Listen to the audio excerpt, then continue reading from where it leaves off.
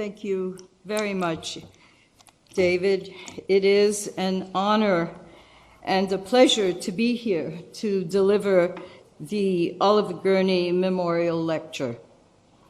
I will address the topic of sacred landscapes in Alalakh as cult center and present our recent finds, especially those contemporary to the Hittites. Although I did not know Oliver Gurney very well, in the 1980s, I visited Rachel Maxwell Hislop, who took us to his home for a visit in his beautiful garden. He was very gracious and invited me to contribute to Anatolian studies, which many years later I did, this time for the David Hawkins issue. Who invited me tonight? Such a small world of Anatolian archaeology. I am pleased to address this British Academy audience since I work at Alalakh, which is only periodically woven into the fabric of the Hittite world and was previously excavated by Sir Leonard Woolley. However, after over 16 years of excavation and survey, we have come to a realization that Alalakh and its important cult center played a more crucial role than hitherto known. The topic of ritual landscapes is an important one, and one that Tel Atchana is well suited to contribute to. I will discuss material culture, reflecting how imperial states such as the Hittite impacted the local traditions of this small territorial state in terms of sacred and royal architecture, cult and religion, and lifeways. This map clearly illustrates the plight of Alalakh. Indeed, its kings would have had to be very diplomatic during this so-called age of diplomacy, which is perhaps why Alalakh was always a vacillating vassal for fear of being absorbed by the encroachment of empires such as the Mitanni, Egypt, and Hittites. Located about 50 kilometers inland from the Gulf of Iskenderun, the size and navigability of the Orontes River led to such close connections to seaborne trade that the city can easily be considered part of the coastal realm as well. Within the rich farmland of the plain of Antioch, today known as the Amuk Valley, it was the capital of a small Bronze Age principality called Mukish. Crucial interregional communications routes between Anatolia, the Levant, and inner Syria, and provided access to the sea via the Orontes, which added Cyprus and the Aegean to Alalakh's horizons. From its founding in the transition to the Middle Bronze Age, circa 2200 BC, the now 30-hectare city with its newly discovered lower town was part of the Semitic Amorite cultural and linguistic horizon that extended from the foothills of Anatolia in the north to the area of Kadesh in the south and east into much of Mesopotamia.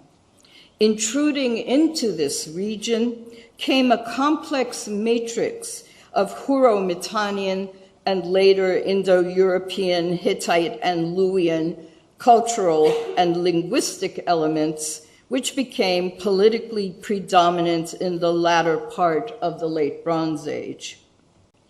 This graphic of our sequence is integrated with Sir Leonard Woolley's earlier excavations. Woolley's sequence are the levels in Roman numerals, while mine are periods using Arabic numerals, and the white squares are my trenches. While it was previously thought that the city was continuously inhabited from 2200 BC to about 1190 BC, it can now be seen that there was at least one considerable period of abandonment about 1300 BC. With the temple of Ishtar in level 1C seemingly continuing into the 13th century under Hittite rule. Pointer. Where did it go?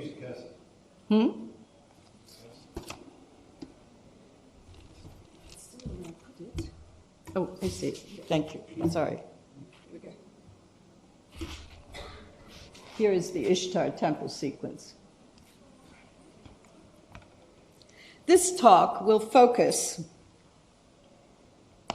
on two discontinuities, one of which resulted in the burning of the level 7 palace and later the destruction of the level 4 palace, which was followed by a Hittite takeover in our newly rephased periods 3 and 2 in the 14th century.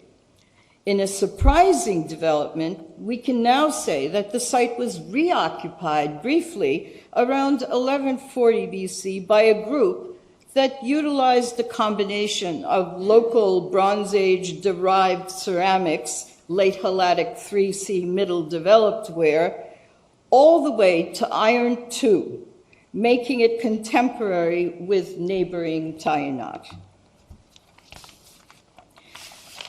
Historical synchronisms link the better-known Alalakh kings Idrimi and Nikme-Pa with lesser-known Hittite kings Sunasura, Pilia, and Zidanta II, and then later Alalakh king Itur Adu with Hittite great king Shupiliruma I.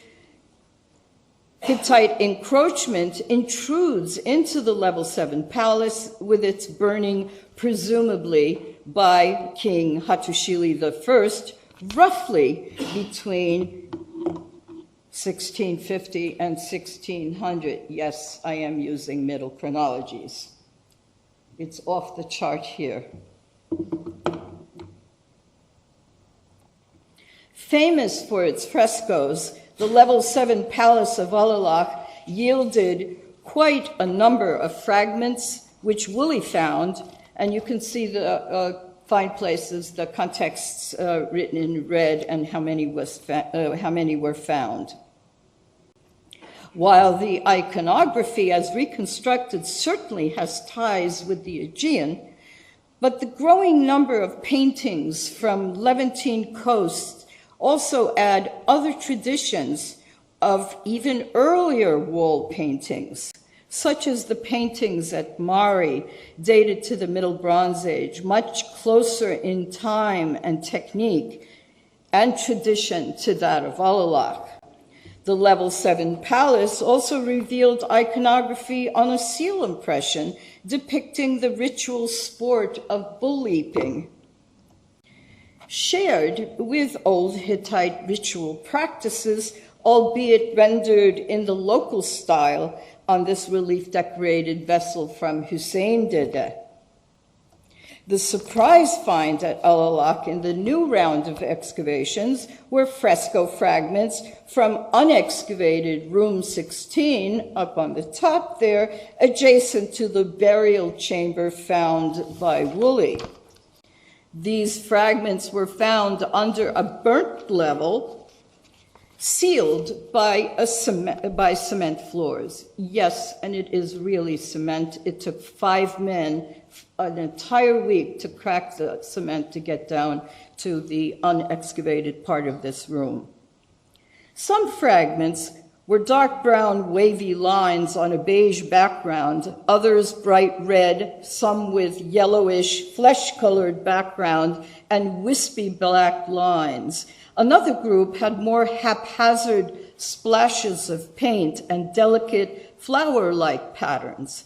Although the fragments are too few to be certain, therefore tentatively, very tentatively, I submit that they fit somewhere in a composition like the hair of the bull leaper of the Tel Daba paintings. And we placed that piece there, another piece there to show you. An alternative offered by the Aegean scholars in New York is that it may be faux marbling, which is also found in the Aegean. Next year, when we will reach the floor level of this phase and hopefully new fragments, we may resolve the design of some of these figurative paintings. What is even more exciting than the iconography is the fact that we can establish that the level 7 palace had two different phases of painting. Most of Woolley's fragments came from the fill in the 3 rooms in the north wing of the palace, and those are these 3 rooms here, which is 2 meters lower than the southern wing of the palace, which is up here. You can see the profile across the palace. He hypothesized that a second floor had collapsed into the basement during the great burning of the palace, even though our new finds are from a higher elevation, that is, in the Piano Nobile, than the 3 rooms where Woolley found the original fragments. Ours date to an earlier phase, since they come from below the conflagration levels of that cement floor I showed you. In order to fine-tune the chronology between level 7 and the archives of level 4, sounding 3257 was placed in the courtyard abutting the still-standing level 4 palace. We reached phases contemporary to the level 7 palace complex with the discovery of a new apsidal temple, here shown superimposed on a similar one found at Tutul Telbiya, the Temple of Dagon. The green part of it is the Tutul example. Following the burning of the level 7 palace, period 6 is a transition phase. If the Hittites left any traces after Hattusili I, or Murshili I, who went barreling through down to Babylon, it's ambiguous. Perhaps these relief-decorated fragments may reflect Hittite traditions. Contrary to the short chronology adherence, there's 2.5 meters of deposition that was found, which represented 3 subphases of rebuilding and modification in period 5 and 4 subphases in period 6. That's this entire area here, and here's the level 4 palace. This was not the collapse of one palace, but at least 200 to 250 years of alterations to this new apsidal temple and adjacent buildings. 9 Hittite kings had to have lived in this time span. It's comforting to know that Woolley was right, even though he had less precision in controlling his excavation with the methods used during those periods. And you can see on this slide 5 team members and hundreds of workers. Today, with more precise stratigraphic excavations and the statistics based on local, not imported wares, reveal that not only the local wares people were using to eat from changed, from S-shaped bowls to these wheel-turned plates or feasting wares, but the cook pots changed from calcite to mineral-tempered wares after level 7. Here's level 7, and you can see the change going from red to blue.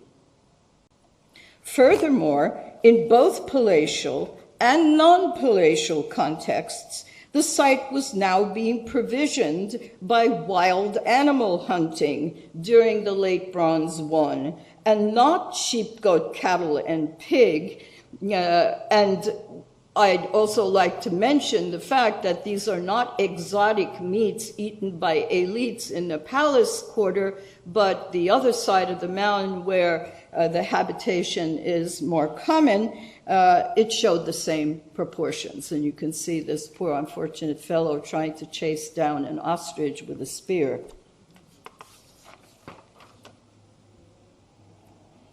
Returning to the topic of iconography and chronology, the royal seal of Idrimi has often been erroneously used to illustrate that very little time elapsed between level 7 styles to those of level 4 and Idrimi's reign, and thus one of the short chronology arguments that are being used. Unfortunately, according to Dominique Colon, this is a recut level 7 seal with the addition of Idrimi and the inscription.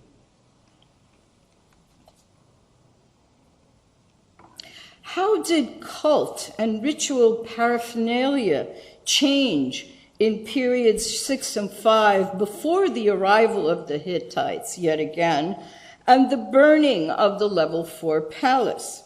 It is during these phases that Alalakh had close ties with the Huromtanians. Several changes can be observed in cult imagery, and I show you the new display case in the Hatay Archaeological Museum for cult objects. For example, these highly stylized local male and female chthonic deities were prevalent during level 5. The stylization of the Late Bronze I statue of Idrimi is here depicted as seated on a throne. Dominique Colon and the British Museum have suggested that the throne was winged. We even found the painted wings of another earlier Middle Bronze Age sculpture, signifying how prevalent winged creatures were in the local ritual tradition.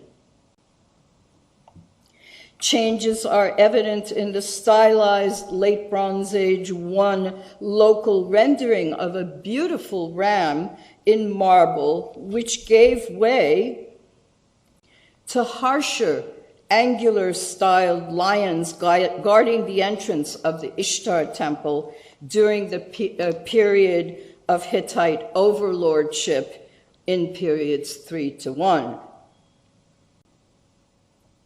Transformations are also apparent in architectural style and techniques of engineering.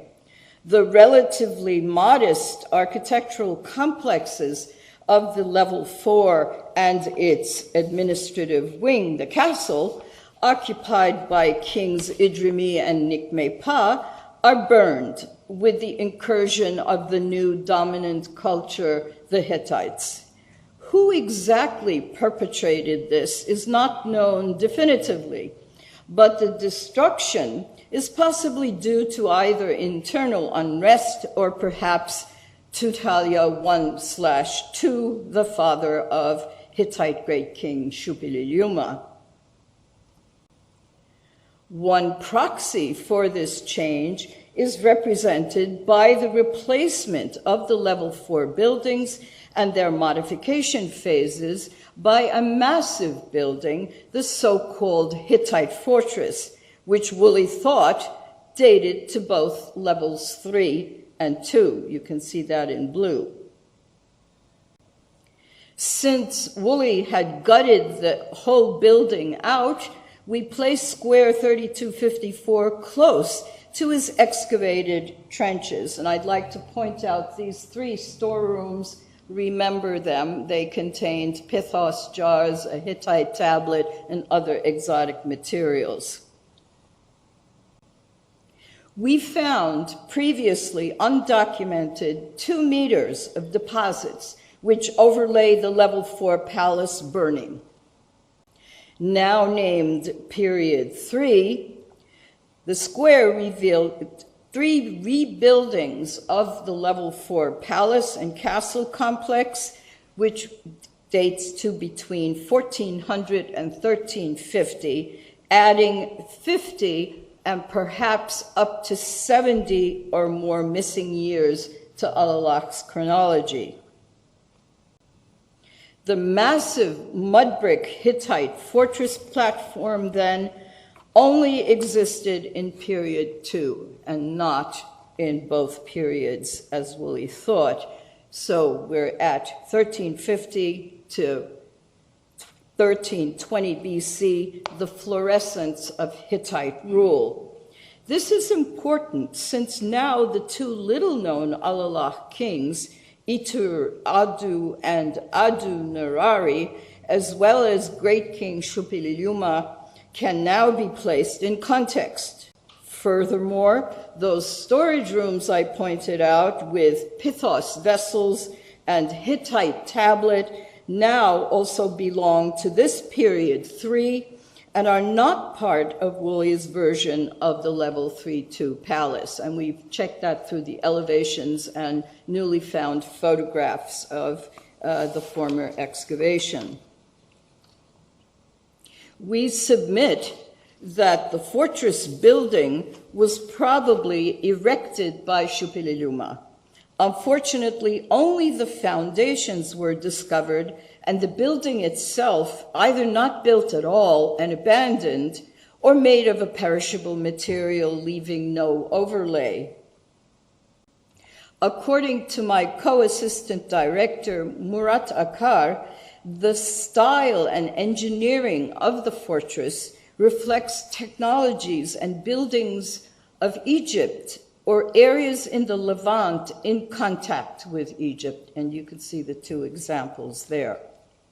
Woolley, who did not excavate stratigraphically, did not understand that the mud brick fortress deeply trenched into earlier levels with V-shaped trenches and used the wall stumps of the earlier castle building as buttresses. So here's the V-shaped foundation with rocks that they threw in the middle. Here are the stumps of the earlier castle building, which then functions as a buttress while they then build the entire platform up using thousands of mud bricks on top. The fortress was massive and covered the entire north of the mound, dwarfing the earlier palace, and stood looming over the landscape from above, making an important statement regarding the power that dominated, that is, the Hittites. Other evidence besides architecture reflected Hittite traditions, such as iconography, texts, burial practices, and ritual paraphernalia. For example, this naked figurine exposing herself is made of lapis lazuli and is depicted with a Hittite flat-nosed face, large lips, as well as prominent ears with hoop earrings. And you can see in this photograph how the turban was woven around the central vertical element. Ritual traditions are shared with Hattusha, the Hittite capital, such as these miniature votive vessels found in association with basins, pools, and other water-related contexts. Hybrid forms of miniature jars typical of north-central Anatolia norms also exist at Alalakh, a process of collective collaboration, creating expressions embedded in the production and use of nearly identical products at widely dispersed locations. And you can see the Cypriot version here, the local imitation here, and the original from north-central Anatolia. Ritual ceremonial weapons now bear important parallels to the King's Gate at Hattusha. Splendid bronze artifacts are often the products of palace patronage and also fit into the general category of special numinous accoutrements of the gods prevalent in Anatolia. As with the later medieval magic and supernatural swords, such as Excalibur from your own country and Zulfikar, the Prophet Ali's sword, weapons were profoundly associated with the gods and were generally depicted in ritual ceremonies. It is with the expansion and spread of the Hittite Empire, a quintessential warrior society, that the intellectual perception of weapons is transformed. By the empire period, the sword is deified and worshipped as a god in its own right, as typified by the sword god relief at Yazulkaya in Hattusha. The sacred is also reflected similarly with embellished lions from this weapon from Alalakh. In order to clarify the last phases of occupation during the Bronze Age, we placed square 4210 as close to Woolley's deep temple-sounding pit as we can without falling in. After several phases of iron 1 and 2, Great Priest Pilukatua's ceiling was found in Late Bronze Iron Age fill. Below that, more importantly, a ceiling was found on the Late Bronze Age floor of a multi-roomed building.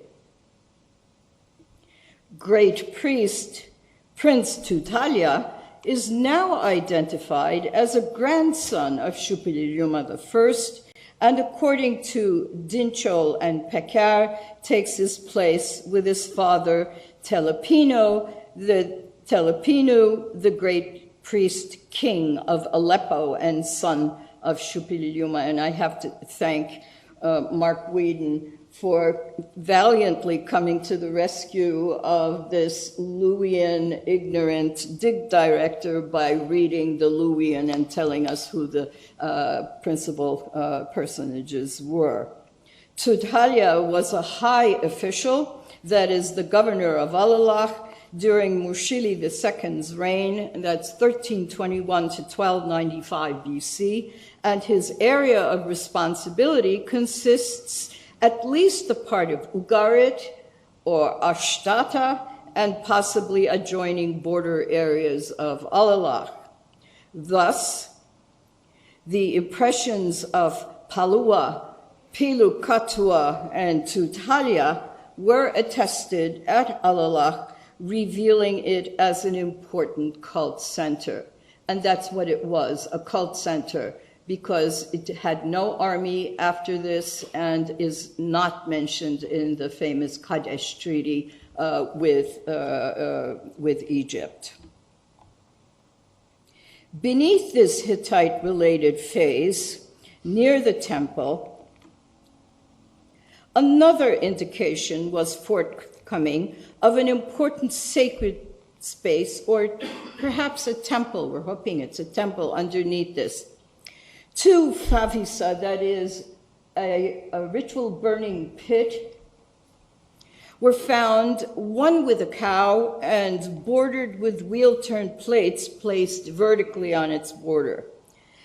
And this red-painted vessel containing two iron objects and a stone, which continues the fascination of Alalakh with iron in late Bronze Age contexts.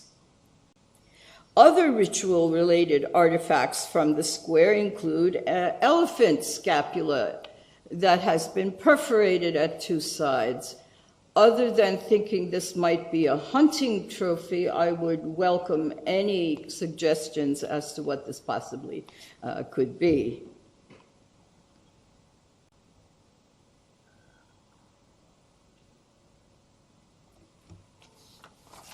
How did the incursion of Mitanni and Hatti affect the settlements in the plain of Antioch in the International Late Bronze Age, when many foreign contacts and eventually foreign overlords affected local society? Does this get reflected in the density of population in the Amuk Valley? And these are all the sites, about 500 of them in the Amuk Valley regional projects that have been discovered. Middle Bronze Age and a much diminished Late Bronze Age, reflecting periods of Mitanni and Hittite excursion, can be seen on this slide, and you can see the breakdown of 59 Middle Bronze Age and 39 Late Bronze Age. This distribution map replaces earlier published versions, since the Alalakh excavations have refined the Late Bronze I and Late Bronze II index fossils. Notably, no wares identified as specifically Hittite, including miniature vessels, were found on other sites that have been surveyed in the valley. But more important changes were taking place in the capital cities of the ancient Near East. To illustrate, at Iron Age Nineveh, and especially at Gordian, this is some recent information, notice the fortification walls which extend around various mounds, tumuli, lower towns, crop fields, and other features. These suggest that the city needs to be conceptualized much larger than the summit of the mound, but incorporating the surrounding landscape as well. A similar configuration is apparent at the three-mounded Alalakh, Tainat, and Tainat al-Sugir. That's Tainat Küçük, little. That's the little. Tainat is 700 meters away from Alalakh.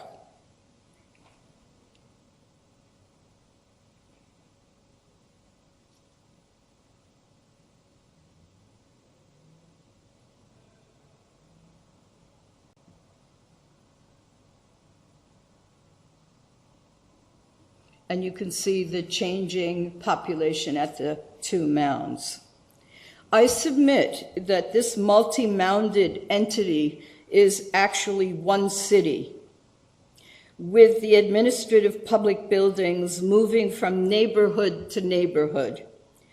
We know from texts from Mari and Ebla in the 3rd millennium, which mention a variety of names such as Allah, which Erica Reiner used to call banana words, and Alaktum during the time when Alalakh was not settled and only Tainat was.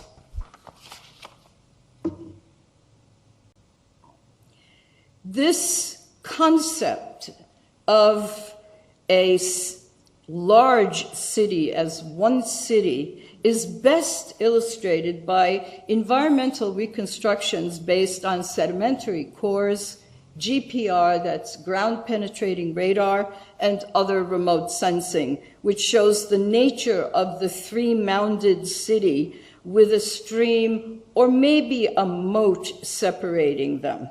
I would submit that we are looking at one multi-mounded megacity. And you can see here is the land surface during the Bronze Age. And you can see the close proximity of both Tainat to Tainat al-Sugir to, if we go down to the original land surface, to Alalakh. So they are really not separated very much.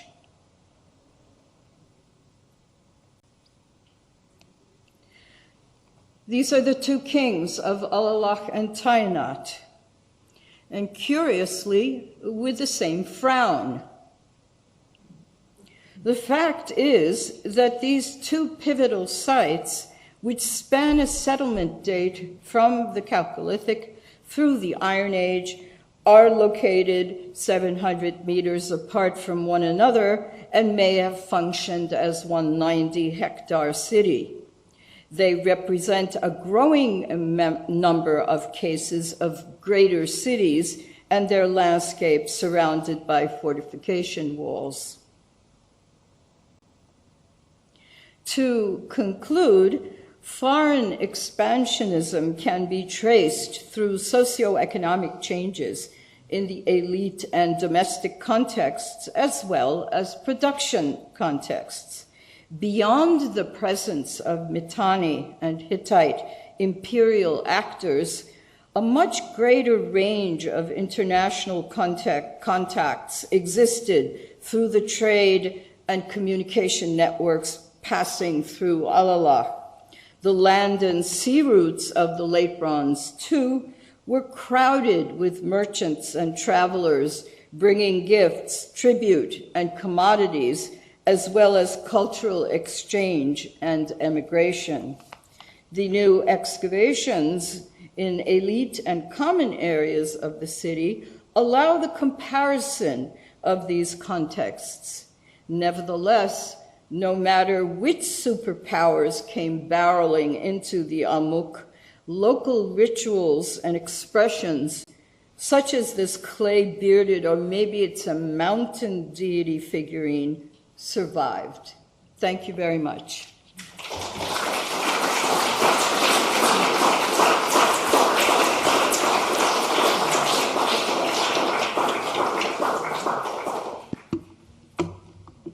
I will answer questions if you have any.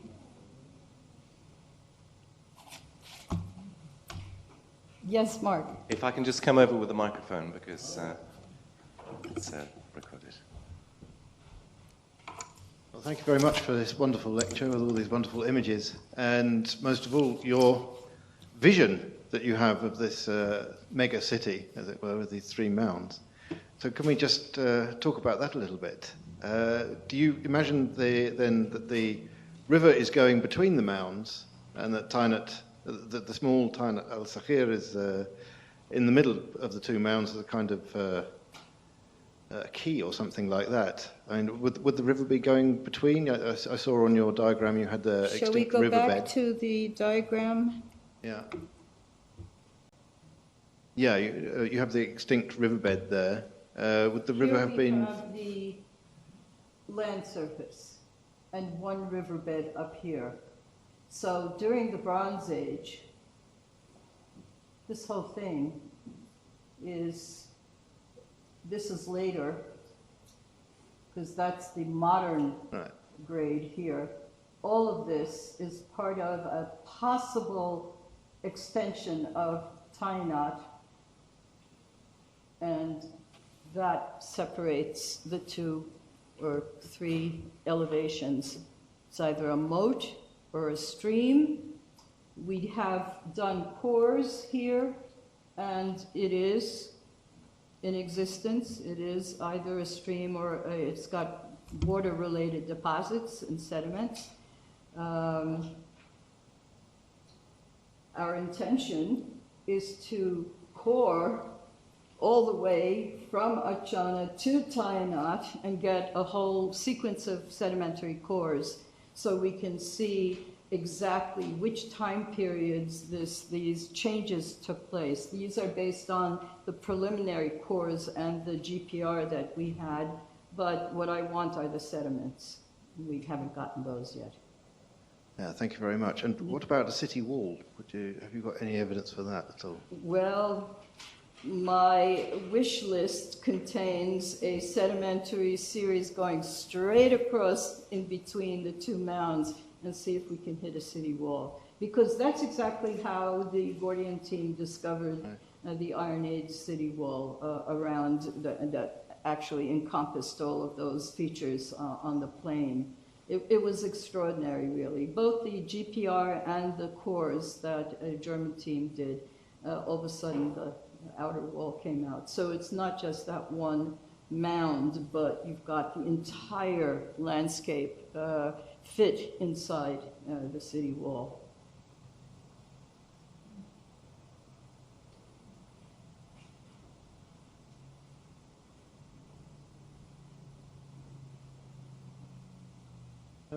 Do you largely agree with Amir Fink's book, Revising the Stratigraphy of Alalakh? I'm sorry? The book, Late Bronze Age Alalakh by Amir Fink. Do you largely agree with his revision of the stratigraphy? Let me be polite and say that he did not have access to the new excavation materials. So he only used Woolley's published data and reassessed it according to his ideas, but he didn't have the new. If he had waited 5 years, he would have come to other conclusions. And is your stratigraphy published somewhere or about to be published? Yes, we've already published volume 1 of Alalakh, and now we're coming out with volume 2. It's going to go to press in June. I've threatened everyone's extinction if they do not get it to me by that time. So by the end of this year, 2017, volume 2, which is the late Bronze Age city, will come out. Then we tackle the Middle Bronze Age, which is even more difficult. Okay, thank you.